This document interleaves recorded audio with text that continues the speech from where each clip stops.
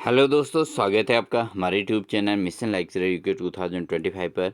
तो दोस्तों, आज की क्लास में हम हिंदी के अंतर्गत जो हमारी प्रवक्ता की तैयारी चल रही है लगातार, तो प्रवक्ता हिंदी के अंतर्गत आज की क्लास में हमारे जो टॉपिक रहेगा वो रहेगा द्विवेदी युग पर आधारित। और ये हमारा प्रवक्ता की तैयारी के लिए रिवीजन क्लास के तौर पे 145 ये क्लास रहने वाली है। तो बहुत इंपॉर्टेंट ये क्लास है, इसलिए बिना स्किप किए पूरे क्लास को जरूर वॉच कीजिएगा।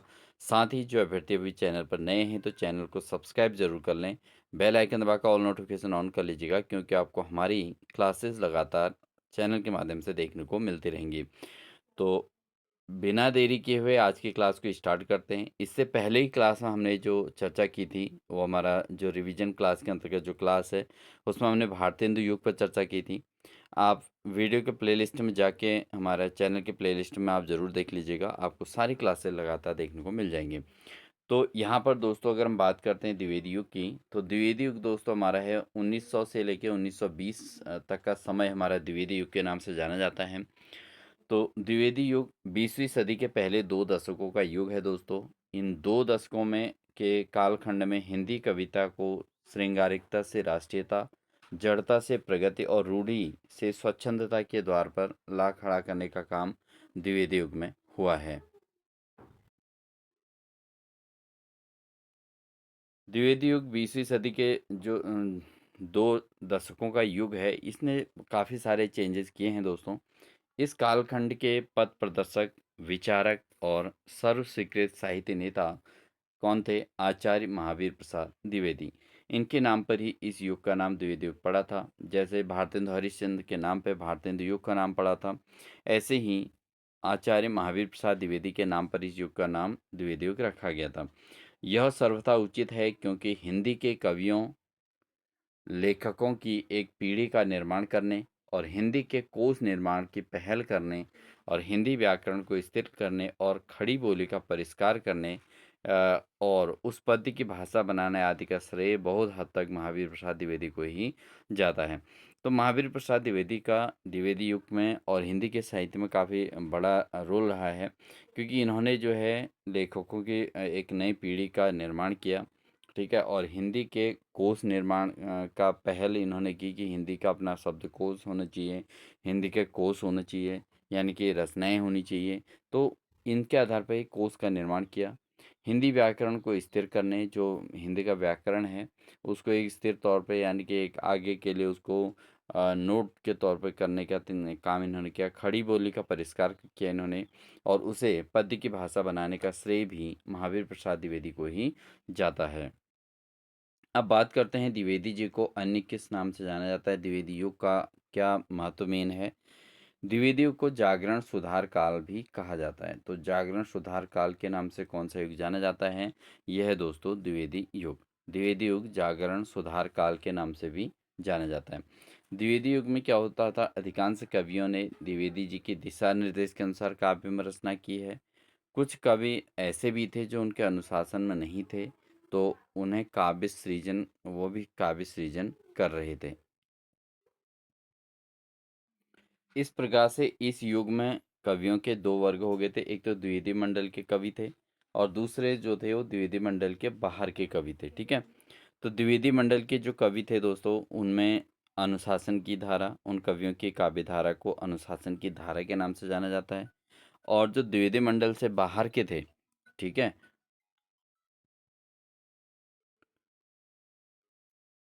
उसको जो है स्वच्छंदता की धारा कहा जाता है। यानी कि जो हमारे द्विवेदी मंडल काव्य साहित्य के अंतर्गत द्विवेदी मंडल के जो कवि उनको अनुशासन की धारा, और जो द्विवेदी मंडल से बाहर के थे वो स्वच्छंद की धारा थे, यानी कि स्वतंत्र अवस्था में उन्होंने अपना रचनाएं की थी।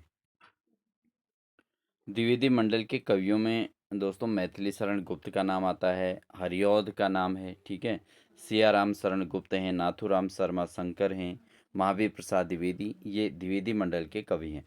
तो द्विवेदी मंडल के निम्न में से कौन द्विवेदी मंडल के कवि हैं, ये प्रश्न एग्जाम में आ सकता है। तो मैथिली शरण गुप्त का नाम याद रखेंगे, हरिऔध अयोध्या सिंह उपाध्याय हरिऔध हो गया, सियाराम शरण गुप्त हो गए, उसके अलावा नाथूराम शर्मा शंकर जिनको कहा जाता है वो हो गए, महावीर प्रसाद द्विवेदी हो गए। तो ये सब जो है द्विवेदी मंडल के कवियों के तौर पे जाने जाते हैं। ठीक है, तो इनका नाम मेनली इसमें याद होना चाहिए। अब बात करते हैं द्विवेदी युग की क्या क्या विशेषताएं हैं, मेनली इनकी विशेषताओं पर चर्चा करते हैं। जैसे जागरण सुधार, तो राष्ट्रीय चेतना, सामाजिक सुधार, सामाजिक चेतना, मानवतावाद, इन चीज़ों का इन्होंने काफ़ी इनके जो युग है, इस युग में काफ़ी विशेष तौर पे देखा गया कि जागरण सुधार किया गया, राष्ट्रीय चेतना का विकास हुआ था, सामाजिक सुधार हुआ था, सामाजिक चेतना का विकास हुआ था, मानवतावाद का उदय हुआ था। ठीक है, तो ये सारी चीज़ें द्विवेदी युग की प्रमुख विशेषताओं के तौर पे जाने जाते हैं। दूसरी बात ये थी कि इसमें 100 उद्देश्यपूर्ण रचनाएँ हुई थी। ठीक है, उद्देश्यता कहीं न कहीं दिखती थी और आदर्शपरकता इस युग में रही है। जो है नीतिमत्ता इस युग की प्राथमिकता है, इस युग की विशेषता के अंतर्गत आती है। साथ ही साथ इसमें आधुनिकता का वर्णन देखने को मिलता है। ठीक है? तो जो भी उस समय की जो समस्याएँ थी, उसको आधुनिक दृष्टिकोण को देखते हुए, यानी कि सामाजिक दृष्टिकोण को देखते हुए, उस समय की समस्याओं को देखते हुए, उस पर आधारित जो है रचनाएँ इस समय की गई थी। साथ ही समस्या पूर्ति पर इसमें समाधान की ओर ध्यान दिया गया था, प्रकृति का चित्रण किया गया था रचनाओं के अंतर्गत। इसके अलावा विषय विस्तार पर ध्यान दिया गया था और इतिवृत्तात्मकता और विवरणात्मकता तथा उपदेशात्मकता पर बल दिया गया था। तो विषय विस्तार पर महत्व दिया गया था, इतिवृत्तात्मकता पर महत्व दिया गया था और विवरणात्मकता, किसी भी चीज़ को विवरण के तौर पे प्रस्तुत करना और उपदेशात्मक तरीके से प्रस्तुतिकरण पर बल दिया गया था। अब काव्य रूप, प्रबंध काव्य, काव्य रूप के अंतर्गत क्या है, प्रबंध काव्य को खंड काव्य और मुक्तक कविता तीनों पर इसमें जोर दिया गया था। ठीक है, तो ये तीनों चीज़ों पर महत्व दिया गया था उस समय। साथ ही गद्य और पद्य दोनों की भाषा के रूप में खड़ी बोली की मान्यता और बोधगम्य भाषा को महत्व दिया गया था। ठीक है, गद्य के तौर पर भी और पद्य के तौर पे दोनों ही भाषाओं के रूप में खड़ी बोली की मान्यता और बोधगम्य भाषा का इसमें जो है उपयोग किया गया था द्विवेदी युग की रचनाओं में। ठीक है, तो मेन चीज़ ये है। तो जो खड़ी बोली की मान्यता है उसको एक बोधगम्य भाषा के तौर पे लिया गया था। बाकी गद्य और पद्य दोनों में इस भाषा के रूप में खड़ी बोली को ही मान्यता दी गई थी। तो ये भी आपका एक मेन पॉइंट बनता है कि किस युग में गद्य और पद्य दोनों में खड़ी बोली को मान्यता मिली थी बोधगम्य भाषा के तौर पे, तो वो थी द्विवेदी युग। ठीक है, अगला हमारा टॉपिक आता है आगे। दोस्तों, क्लास अच्छी लग रही है तो वीडियो को लाइक ज़रूर कर दीजिएगा।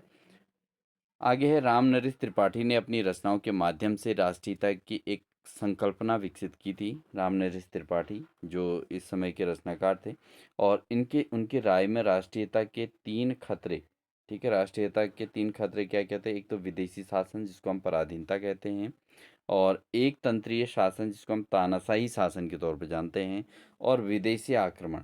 ठीक है, इन तीन चीज़ों को जो है विकसित किया गया था। तो यहाँ पर अपनी रचनाओं के माध्यम से इन्होंने राष्ट्रीयता की एक संकल्पना विकसित करी और इस राष्ट्रीयता के अंतर्गत तीन खतरे जैसे विदेशी शासन पराधीनता के अंतर्गत और एकतंत्री शासन जिसको तानाशाही शासन और विदेशी आक्रमण, इन तीनों पर महत्व दिया था।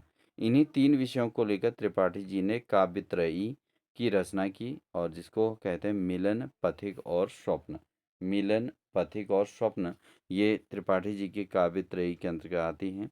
ठीक है, तो ये तीन विषयों को लेकर इन्होंने इसमें चर्चा रचनाएं की थी। त्रयी से संबंधित प्रश्न एग्जाम में आ सकता है दोस्तों, इनको याद रखेंगे। निम्न में से कौन सा विषय जो है त्रिपाठी जी के काव्य त्रयी के अंतर्गत आती हैं, तो मिलन है, पथिक है और स्वप्न है।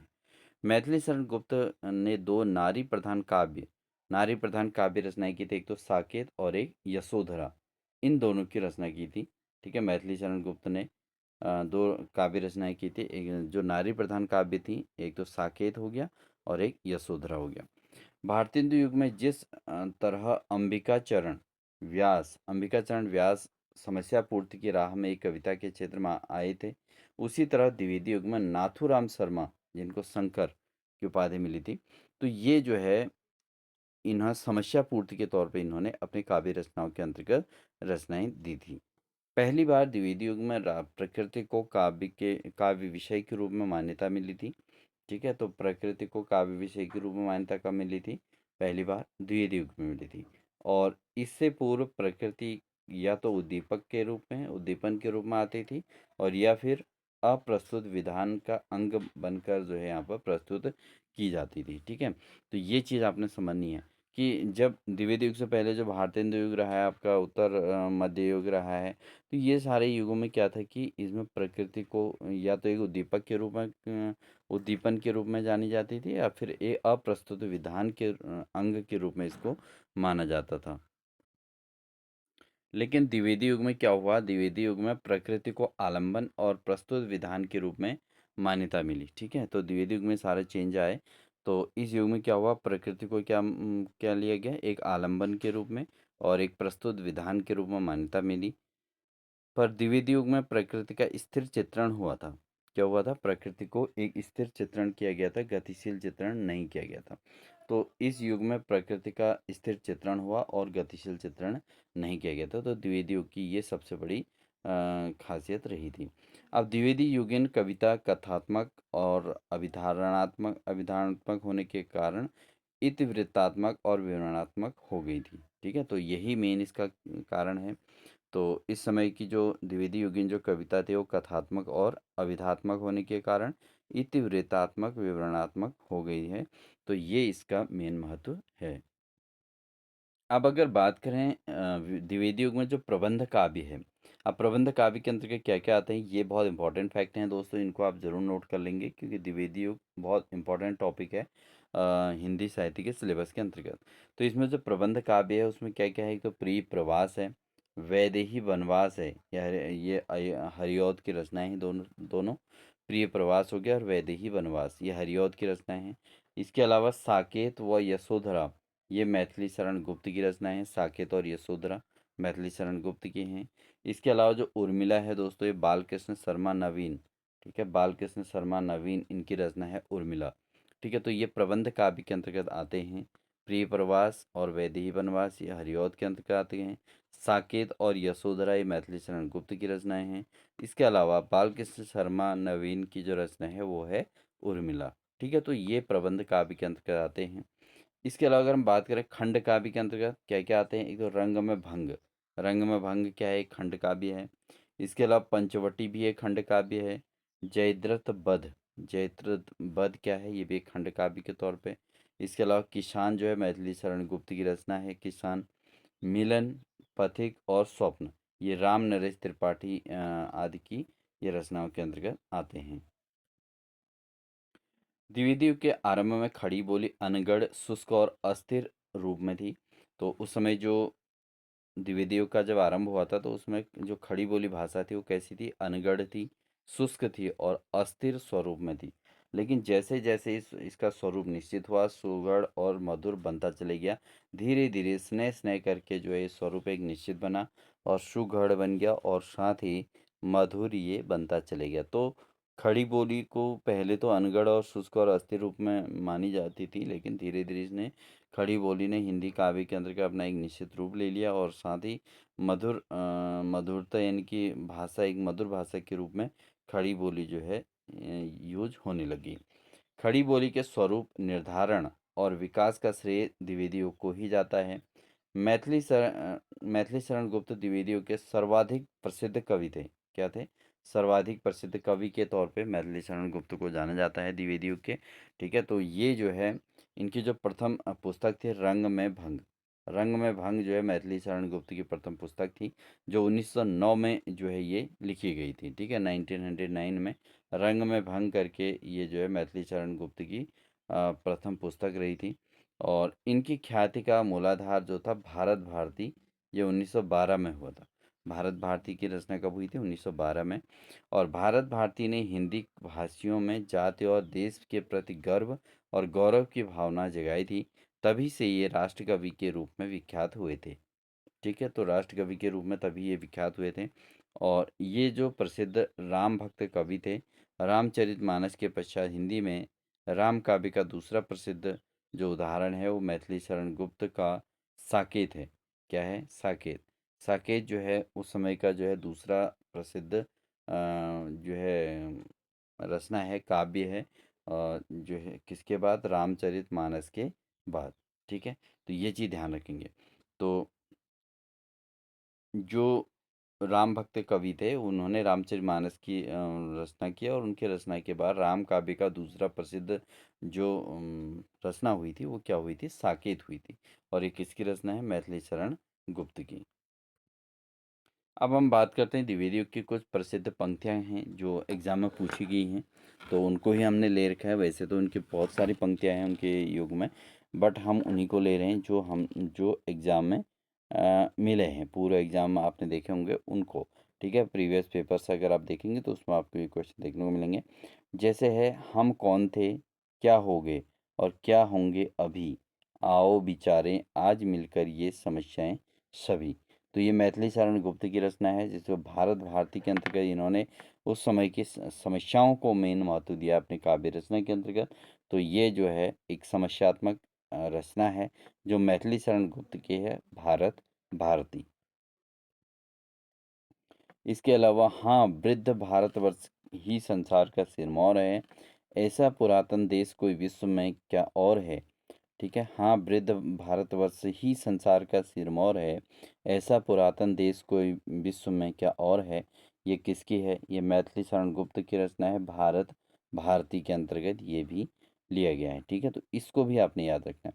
नेक्स्ट है, देशभक्त वीरों मरने से नेक नहीं डरना होगा, प्राणों का बलिदान देश की वेदी पर करना होगा। तो ये नाथूराम शर्मा शंकर जिनको कहा गया है, उनकी उनके द्वारा ये पंक्तियाँ कही गई थी। देशभक्त वीरों मरने से नेक नहीं डरना होगा, प्राणों का बलिदान देश की वेदी पर करना होगा। तो ये नाथूराम शर्मा की ये काव्य पंक्तियाँ हैं। अगला है, धरती हिलाकर नींद भगा दे, वज्रनाद से व्योम जगा दे, देव और कुछ लाग लगा दे।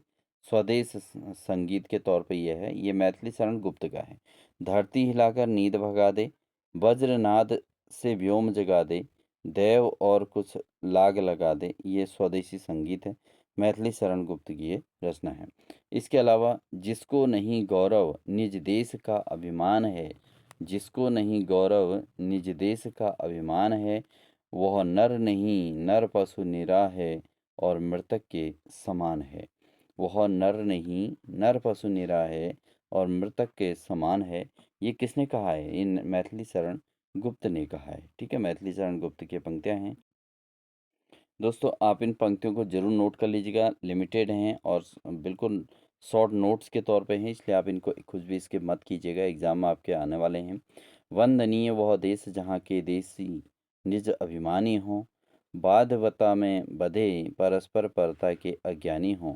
ये किसने कहा था? श्रीधर पाठक ने। ठीक है, वंदनीय वह देश जहाँ के देसी निज अभिमानी हों, बाधवता में बधे परस्पर परता के अज्ञानी हों। ये श्रीधर पाठक की रचना है दोस्तों। किसकी है? श्रीधर पाठक की रचना। अगला है, पराधीन रहकर अपना पराधीन रहकर अपना सुख शोक न कह सकता है, यह अपमान जगत में केवल पशु ही सह सकता है। तो ये राम नरेश त्रिपाठी की रचना है दोस्तों। तो ये सारी चीज़ें सारी देशभक्ति पर आधारित हैं। द्विवेदी युग में जो रचनाएं हुई हैं ज़्यादातर वो देशभक्ति पर आधारित हैं, मानवता की ओर हैं और साथ ही परस्पर सामाजिक जो कमियां हैं उनको दूर करने के लिए इस प्रकार की रचनाएं की गई हैं। और साथ ही उस समय के जो स्थितियां हैं उसके अकॉर्डिंग जो शोषण हो रहा था उसके विरोध करने का ये एक तरीका था। ठीक है, तो राजनीतिक दृष्टिकोण से भी यानी कि सामाजिक दृष्टिकोण से भी ये परिवर्तन की ओर एक गूंज थी। ठीक है, जिसको इन्होंने इन अपनी रचनाओं के माध्यम से और साथ ही जन जागरूकता फैलाकर इन्होंने जन जन तक ये बातों को पहुंचाया था। ठीक है, आगे बात करते हैं। सखी वे मुझसे कहकर जाते, ये बहुत इम्पोर्टेंट है। इसमें अधिकांश सभी इम्पोर्टेंट ही हैं, बट ये थोड़ा मोस्ट इम्पोर्टेंट है दोस्तों। सखी वे मुझसे कहकर जाते, ये यशोधरा के अंतर्गत रचना है, मैथिली शरण गुप्त की है। ठीक है, मैथिली शरण गुप्त की रचना है। अगला है, अबला जीवन हाय तुम्हारी यही कहानी, अबला जीवन हाय तुम्हारी यही कहानी, आंचल में है दूध और आंखों में पानी। तो अबला जीवन हाय तुम्हारी यही कहानी, आंचल में है दूध और आंखों में पानी, ये किसकी है? ये मैथिली शरण गुप्त की ये भी रचना है। तो ये द्विवेदी युग की रचनाएं हैं दोस्तों। और साथ ही ये पंक्तियाँ द्विवेदी युग से ली गई हैं। तो आपको एग्ज़ाम में ऐसे क्वेश्चन मिलते हैं जिसमें पंक्तियाँ दी रहती हैं और नीचे बहुत चारों युग के नाम दिए रहते हैं। तो किस युग की ये पंक्तियाँ हैं, किसके द्वारा ये कही गई, ये सब पता होना चाहिए। तो ये पंक्तियाँ जो है मैथिली शरण गुप्त ने कही थी। अगला है मैथिली शरण गुप्त का एक और जो है यहाँ पर पंक्ति है, नारी पर नर का कितना अत्याचार है, नारी पर नर का कितना अत्याचार है, लगता है विद्रोह मात्र ही अब उसका प्रतिकार है। तो नारी पर नर का कितना अत्याचार है, लगता है विद्रोह मात्र ही अब उसका प्रतिकार है। ये भी किसके है, मैथिली शरण गुप्त की पंक्तियां हैं। उस समय की जो नारी शक्तियां थी, उस समय जो नारियों की स्थितियां थी, उन पर जो शोषण हो रहा था, उसका जो है इन्होंने विरोध किया है और कहा है कि नारी पर नर का कितना अत्याचार है, लगता है विद्रोह मात्र ही अब उसका प्रतिकार है। तो ये सारी बातें इन्होंने अपनी काव्य रचनाओं के माध्यम से जन जन तक पहुंचाई थी, समाज तक पहुंचाई थी और जिसके आधार पर समाज में परिवर्तन भी हुआ था और उस समय के लोगों को ये रचनाएं काफ़ी प्रभावित की और समाज में उस तरीके से परिवर्तन हुआ, जिसको देखते हुए आज के समय में, आज के परिप्रेक्ष्य में आपने देखा होगा कि नारी शक्ति जो है काफ़ी आगे है और अत्याचार की स्थिति नहीं है, वो स्थिति अब नहीं है जो जैसा इस इन पंक्तियों को सुनकर और पढ़कर झलकता है, वो स्थितियाँ आज के समय में नहीं हैं। तो दोस्तों ये थी हमारी आज की क्लास जिसमें हमने द्विवेदी युग के महत्वपूर्ण पॉइंट्स पर चर्चा की। ये शॉर्ट नोट्स आपके लिए काफ़ी हेल्पफुल होंगे। अगर आप ये शॉर्ट नोट चाहते हैं तो आप पीडीएफ के लिए आप हमारे टेलीग्राम चैनल, डिस्क्रिप्शन में इसका लिंक दिया गया है, आप वहाँ से हमारे टेलीग्राम चैनल को ज्वाइन कीजिएगा। साथ ही वीडियो को लाइक कर दीजिएगा, चैनल पर नए हैं तो चैनल को सब्सक्राइब कर लीजिएगा और साथ ही जिन अभ्यर्थियों ने अभी भी हमारी मेंबरशिप ज्वाइन नहीं की है तो आप नीचे देखिएगा, आपको ज्वाइन लिखा मिलेगा और वहाँ पर जाके आप उसको क्लिक करके आप अंदर उसमें जो है ज्वाइन सेक्शन पर जाके हिंदी विशेष की क्लासेस को ज्वाइन कर लीजिएगा या हिंदी प्रैक्टिस सेट की क्लासेस ज्वाइन कर लीजिएगा। हिंदी विशेष के अंतर्गत दोस्तों एक रेगुलर क्लासेस आपको डेली देखने को मिलती हैं और प्रॉपर तरीके से एक अध्ययन देखने को मिलता है, इसलिए आप हिंदी विशेष की क्लासेस ज्वाइन कर सकते हैं।